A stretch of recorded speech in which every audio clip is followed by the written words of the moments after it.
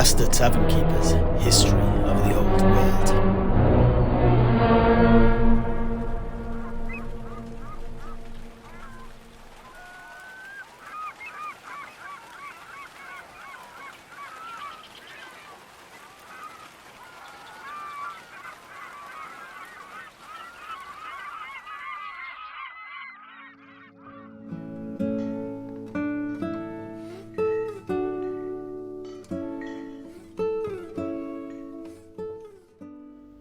So, that is the giants of Albion as they are today.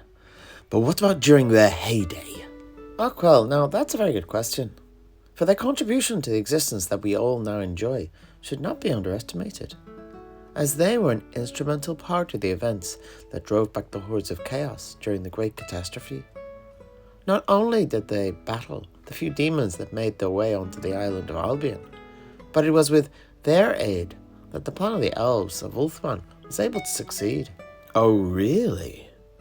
How was that, then? Oh, well, after the demons had mauled the forces of the Lizardmen and confined them to Lustria and a few pockets of resistance down in the Southlands, the demonic horde concentrated their attacks on Ulthuan and the elves. This left Albion relatively unmolested, apart from a few stragglers who mistakenly ended up on the island. But these were easily defeated by the ancient Truthsayers and their giant allies. Anyhow, this was not the main task that the Truthsayers had for the giants. Together, they constructed a large series of stone circles that allowed us to strengthen the geomantic web, drawing more and more magic to it and out of the hands of the demons.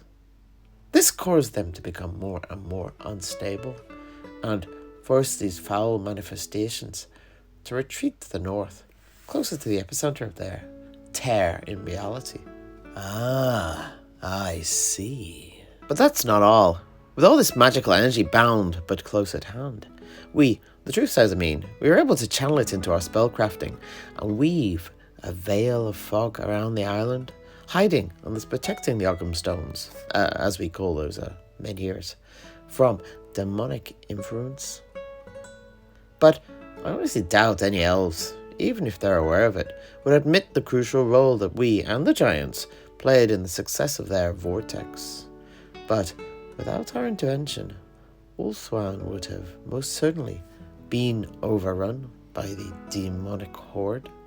But unfortunately, there was a price that had to be paid for this. Ah, isn't there always? Yeah, the gods always seem to take with one hand, even as they give with the other. Ach, it's more true than you know. For you see that the mist that now shrouded the island did so smother it so completely that it choked the land and blocked out the sun. And not only that, something about the nature of the stone circles we had built drew rain and storms to them. And the once fertile lands of Albion, once a utopia of beauty and bounty, became a wetland of fen and bog, where only a few hardy but pretty tasteless crops were able to grow. Additionally, in absorbing so much chaos energy, the soil of the land itself, too, became tainted. Quagmires spontaneously erupted from the ground, ready to hungrily drag the unwary down to their depths.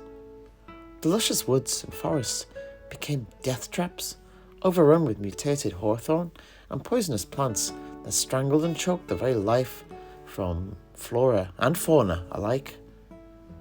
The sacred glades changed into labyrinths, and any that entered were never seen again. Even the wild beasts were affected, and soon tales of terrible monsters lurking in the dark dominated the stories told at the firesides up and down the country.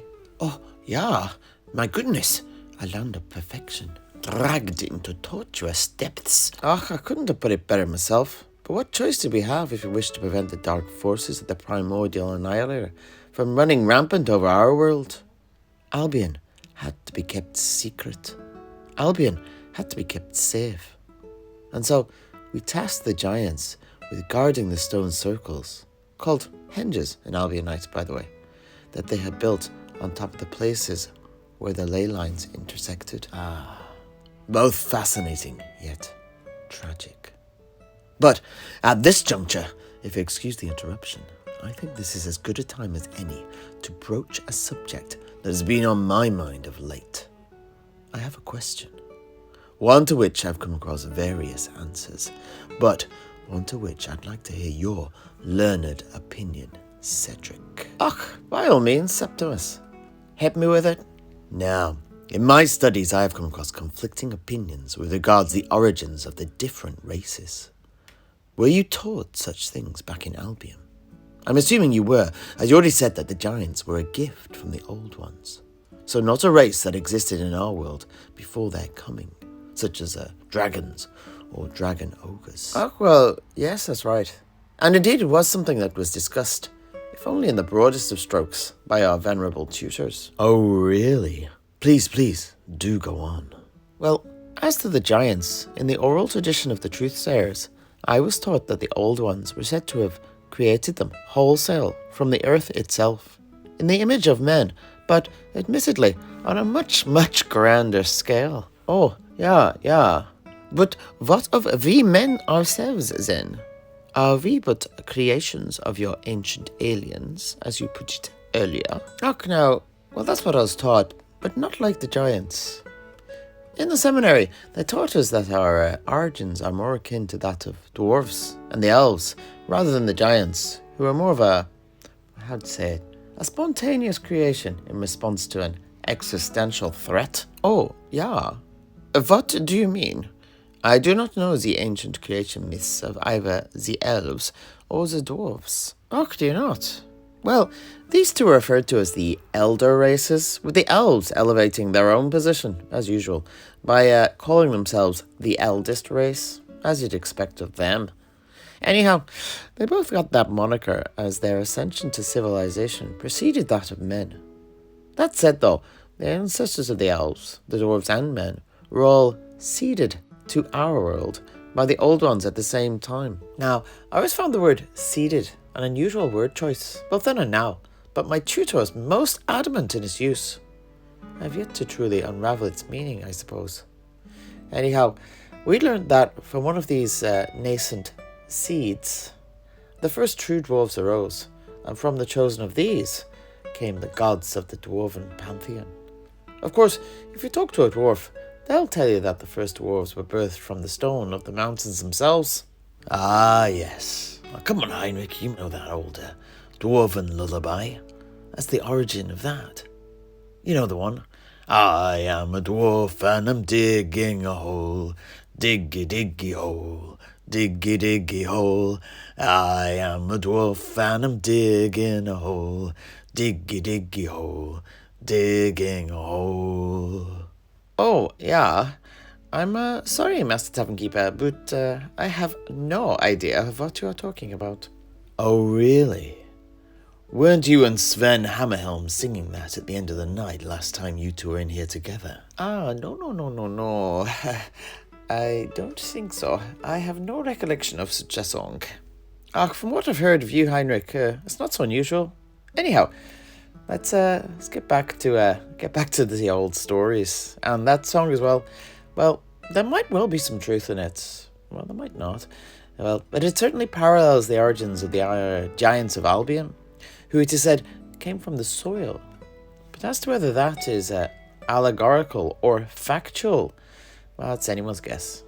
But at least it mirrors the affinities of both races for certain types of terrain. But beyond that, well, I know no more. As to the first elves, on the other hand, well, they were put straight under the watchful gaze of the Slan, learning quickly and deeply, and the old ones eventually transferred their protégés from the old world to the island continent of Ulthuan, which became their homeland and heralded their golden age. Much like the dwarves, the principal gods of the elves, Assyrian the Phoenix god, also arose in this period, and my tutor postulated that perhaps he and the rest of the elven pantheon too were the best of these first elves, raised up by the old ones. And so what of we men then, Master Alchemist? Well, we just seem to have floundered around in the caves and forests for eons on end, until finally coming back to the attention of the old ones on Albion. But to be honest, everything pertaining to us in the old stories is a bit vague. Yeah, so it's hard to say. And what about the greenskins that you mentioned earlier then? Ach, there are no flies in you. You don't miss a trick, do you? Such are my proclivities, I'm afraid. Oh, well, it's a blessing, not a curse. Don't worry about it. Anyhow, the greenskins. Well, the Orcs and Goblins too arrived in our world at some unknown point in this prehistory as well. There were two schools of thought on it at the seminary. One was that they were either mistakenly introduced to the world by the old ones, like diseased rats skulking on a boat that came ashore and bred uncontrollably. The other is that they arrived from the void by some other means, perhaps like a meteor or something, like spores of mildew that clung to a dead falling leaf. But one thing that both these two schools of thought agree on is this: they are not native to our world. Fascinating. Thank you. I knew that whatever you said was going to be enlightening. Anyway, please continue with your story. What happened in the immediate aftermath of the creation of the Great Vortex? Well, the indefatigable, endless morass of demons were banished. But that wasn't the end of it, for many still remained, and the scouring of these went on for years, and was never a complete success. But that said, for a while, at least stability, let's say, was achieved. The High Elves flourished, as did the Dwarves, and eventually so did we, men. The Truthsayers of Albion, on the other hand, though, were isolated, and although we had been charged by the Old Ones with teaching and binding the race of man together, we became introverted and reclusive. The giants on Albion too suffered. The eldest grew senile, and the younger generations became dimmer and dimmer as inbreeding ruled the roost. Peace begat boredom, and men too degenerated into a society of warring tribesmen and primitive cave dwellers. Oh, yeah. But what about you Truthsayers? Well, we simply continued on as always, teaching a chosen few of each successive generation the way, maintaining the mists that hide our white cliffs, and tending to the stone circles that guard our land, whilst, of course, all the time, waiting for the return of the old ones. But they never came, and I think they never will. I think you might be right. But I have another question, Sedrik. What of the land of Albion now? What is it really like? I, for one, would like to hear more about its places of power and its people. You would you? Well, I don't know about that. My throat's getting a little bit dry, if you know what I mean. Oh, yeah. Well, we cannot have that then, can we?